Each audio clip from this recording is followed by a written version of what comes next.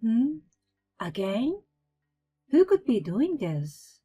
I decided to install security cameras. And there, the footage captured a surprising person. Inside the garbage bag, there was something I never expected. My name is Samantha, a 32 years old office worker. Currently, I'm in a relationship with a man named Joe. We met through work. Joe used to come to the company I worked for frequently for business purposes. He was friendly and sociable, so he often talked to not only the assigned staff, but also other employees, including me. He even invited me and my colleagues to a drinking party. Through that drinking party, I exchanged contact information with him. He was very interesting, and even before we started dating, we exchanged messages almost every day. After that, we started going out for drinks together. He had a cheerful and lively personality, but when we were alone, he would become a bit more calm, and I found myself more and more attracted to him. And one day, he confessed his feelings to me. I want to date you with marriage in mind. I was extremely happy to hear that. The fact that he mentioned marriage as a consideration showed that he was serious about me. Of course. The answer was yes, and we started dating. Our relationship with Joe began, and it was a lot of fun. He knew various dating spots and came up with different date plans for me. Thanks to him, I was able to have many enjoyable experiences and discover new things even in places I thought I already knew. We continued our relationship smoothly from then on.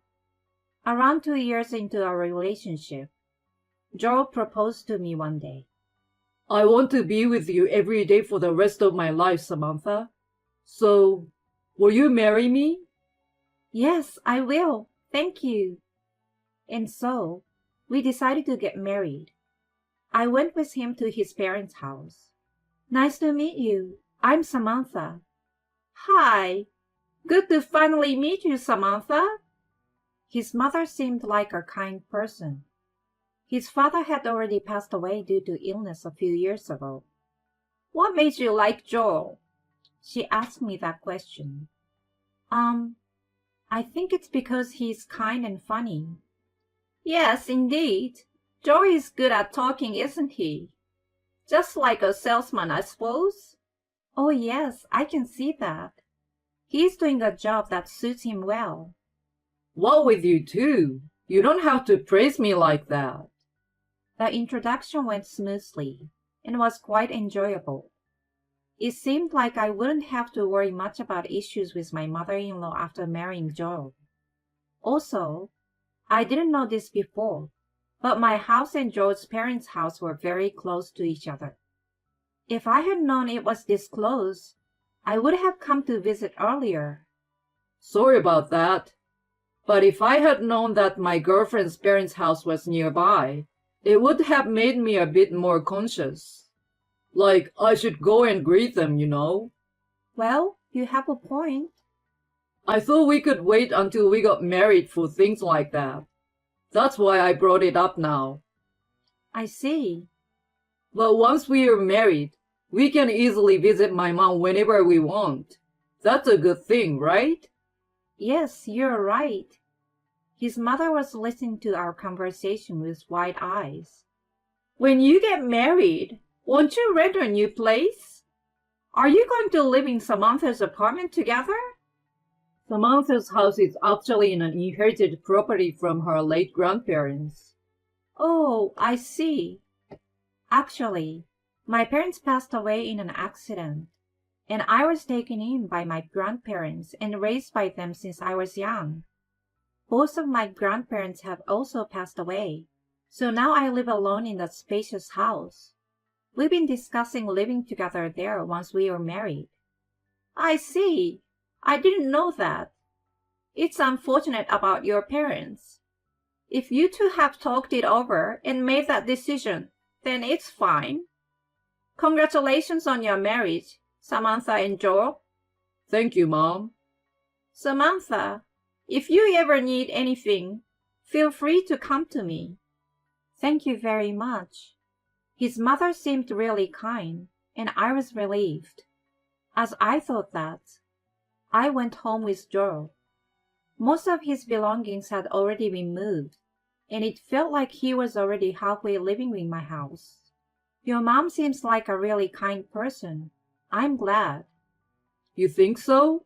Well, I don't consider myself that kind, to be honest. Really? I think you are incredibly kind. You saying that makes you the kind one, Sam? Oh, really? We laughed while complimenting each other, with the belief that we could have a happy married life together. We had our wedding ceremony. We hadn't shared the fact that Joe and I were dating with our colleagues at work. So when they heard about our marriage, they were surprised. But they said we looked good together and congratulated us. Many people attended our wedding. I think it was wonderful that we were able to have a happy wedding ceremony. After that, we started our newlywed life. Since we were practically living together already, there wasn't much change in our daily life. However, being newlywed had a mysterious power that made everything feel fresh and exciting. Even after marriage, I continued working, and we both had jobs. My husband wasn't good at household chores, especially cooking. So I took charge of cooking, and he helped with other chores like cleaning and laundry. At first, he was still getting used to it, but he tried his best with cleaning. It's really appreciated to have a husband who cooperates with household chores. In this way, we smoothly enjoyed our newlywed life, and I felt happy every day. But less than a year of marriage, my husband started going on business trips more frequently. I will be going on a business trip for about a week. Huh? Again? You've been going on a lot of trips lately. Well, they seem to have high expectations of me. They've entrusted me with some important tasks. I see. Well, you'll have to do your best then. Yeah, sorry for leaving the house again. It's okay. Take care, all right? Although I said those words, I felt a bit lonely. We're still newlyweds, and yet they keep increasing the number of business trips. What is the company thinking? I almost wanted to complain, but work is work. Besides, we might have children in the future, so it's important to have savings. So it's crucial for my husband to achieve results in his work. A few months later, my husband was given another long-term assignment. They want me to go on a business trip for about 3 months this time. Huh? 3 months? They want me to go and provide support from headquarters as they set up a new branch. That's a really important job. Yeah, they have high expectations of me. But 3 months will be tough. I'm sorry, Samantha. It's okay. But you will have weekends off, right? Can you come back on weekends? I'm not sure. It's in Nevada, so there are several layovers during the flight, and it might be difficult to come back every weekend. I see. Then let's video call each other. Yeah, that's a good idea. Let's do that. Afterwards, my husband went on a long-term business trip. I felt a bit lonely living alone. But then, a certain problem arose. Huh? What is this? When I returned home from work as usual, there were a large number of garbage bags placed in front of the entrance. I had no idea what was going on, but I couldn't just leave the garbage like that. Although it was creepy, I gathered them all and disposed of them at the garbage station. Seriously, who could be doing this? As I was thinking that, on another day, a large amount of garbage was again dumped in front of my house. Huh? Again? Ooh, what is going on? This is clearly some form of harassment. But I didn't know the purpose or the reason behind it. I considered reporting it to the police, but it could also be someone I know or neighbor. Thinking that way, I decided to investigate on my own. I decided to install security cameras. And there, to my surprise, I saw the person responsible. It turned out that it was my mother-in-law, who was dumping the large amount of garbage bags. Why would my mother-in-law do such a thing? From then on, the garbage was repeatedly dumped in the same manner, and it was always my mother-in-law. Why would she do something like this? I couldn't understand why my mother-in-law would engage in such harassment. I grabbed the garbage bags and immediately headed towards my mother-in-law. "Oh, Samantha, what's the matter?" What exactly is going on? Why are you dumping this garbage in front of my house?" "Well, it's for the purpose of harassing you." To my surprise, my mother-in-law boldly admitted to it. "Harassment? That's terrible." "Oh, stop being so annoying. I've never liked you from the start." "What do you mean you've never liked me? Have I done something to inconvenience or offend you? Why do I have to hear such things?" As I trembled with anger, my mother-in-law handed something to me. It was the screen of her smartphone. Huh? On the screen, there was a message that said, "Look inside the garbage bags." I was puzzled as I opened the garbage bags, and inside the bags, there was something I never expected to find. This is... "Samantha, that's enough. If you have time to bother me, go home." I followed her instructions and immediately returned home. Inside the garbage bags I saw, there were photos of my husband. My husband was having an affair. What my mother-in-law had put in the bag were evidence photos and copies of documents related to the affair. And she did all of that to make me aware of it. But why would she choose such a method? It bothered me, but I couldn't find an answer no matter how much I thought about it. First and foremost, I needed to prepare for a divorce from my husband. I immediately consulted a lawyer's office. The lawyer assured me that with this much evidence, there shouldn't be any problems. That gave me some temporary relief. Then, I received a sudden call from my husband. "Hello, Joe. What's up?" While surprised that he was calling me instead, I answered the phone. "Samantha, are you okay? I was just wondering if there was any conflict with my mother." I couldn't believe my ears. "Why?" Well, as long as there's nothing, it's fine."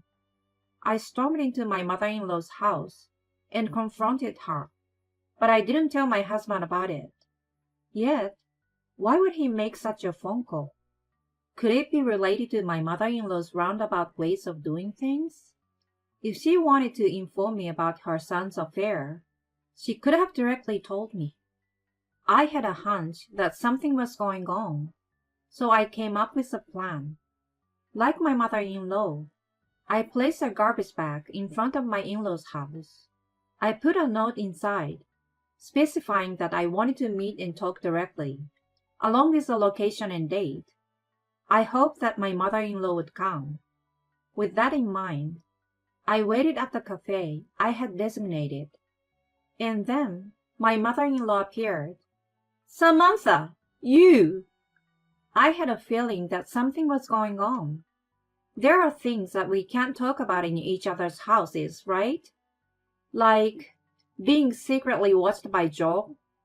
As I said that, my mother-in-law's face turned pale. "Please don't worry. Thanks to that, I've been able to proceed with preparations for divorcing him. So now, I want to help you." As I said that, my mother-in-law burst into tears. "I'm sorry, Samantha. I've been threatened by that kid." When I heard the details, I was shocked.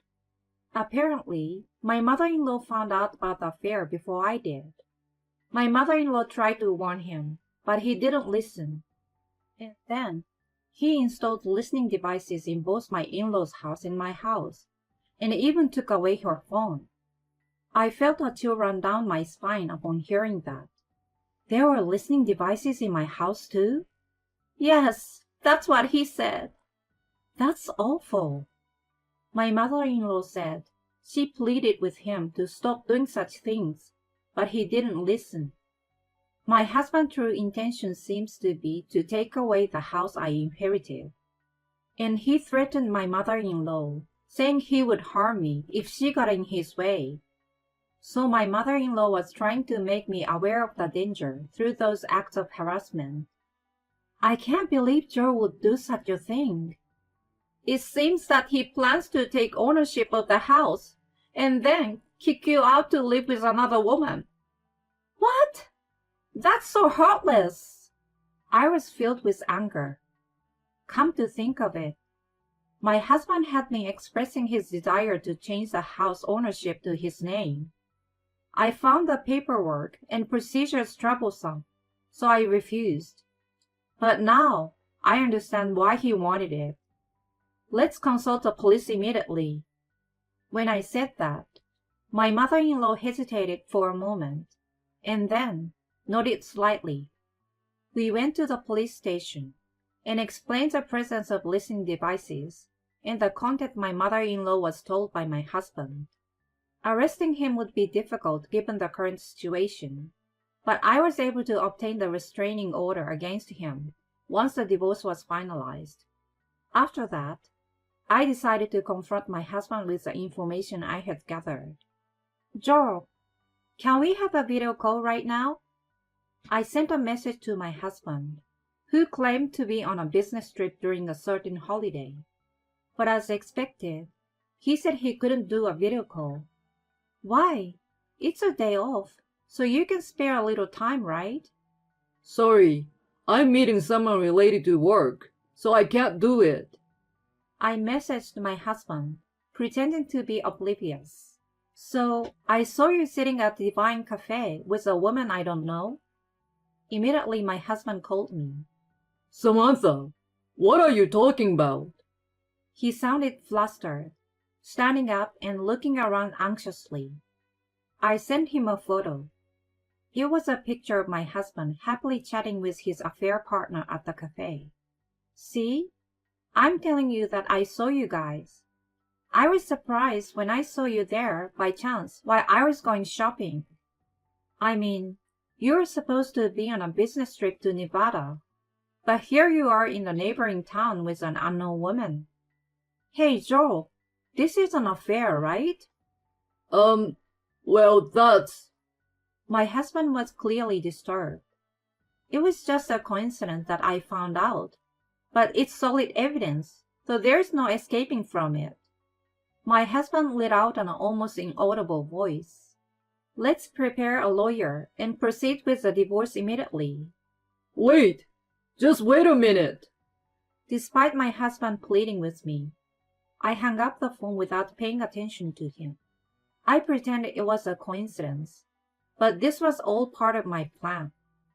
I had found out from my mother-in-law's investigation that my husband was at his affair partner's house, so I waited near the affair partner's house for them to leave, and discreetly followed their car. My husband quickly returned home and came to apologize to me. I'm sorry. I was momentarily possessed. I won't do it again. Please forgive me.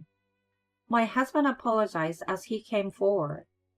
There's no way I can forgive you. You were pretending to be on a business trip while living at your affair partner's place, right? I can't continue our marriage with such a liar. Let's get a divorce. As my determination became clear, my husband slumped down weakly on the spot. Shortly after that, I divorced him. Of course, I made sure to claim substantial compensation from my ex-husband and his affair partner. By the way, my ex-husband never found out that my mother-in-law had been helping me. I decided to sell the house I inherited from my grandparents. My mother-in-law also sold her house and moved without saying anything to her son. She also canceled her phone contract, so got a new one. It seems my ex-husband planned to seek cooperation from my mother-in-law in paying the compensation. But when he realized She had already moved, and he became quite panicked. He contacted me multiple times, desperately begging for forgiveness. However, I made sure to secure a promise from him to pay the compensation, even if it was in installments. If there was any delay in payment, I made arrangements to have his salary garnished. It appears my ex-husband was eventually abandoned by his affair partner. In the end, he not only failed to acquire the house, but also faced the decision to pay compensation. Currently, he lives a lonely life, shuttling between work and a cheap apartment, with most of his salary dedicated to paying the compensation. On the other hand, I made a bold decision and purchased a condominium. Since the inherited house from my grandparents was in good condition, I was able to sell it at a higher price than I expected. I plan to focus on my work and increase my own income, aiming to build my assets and secure a comfortable future. I won't rush into another romantic relationship for a while, and instead, take my time to find the next partner without any pressure.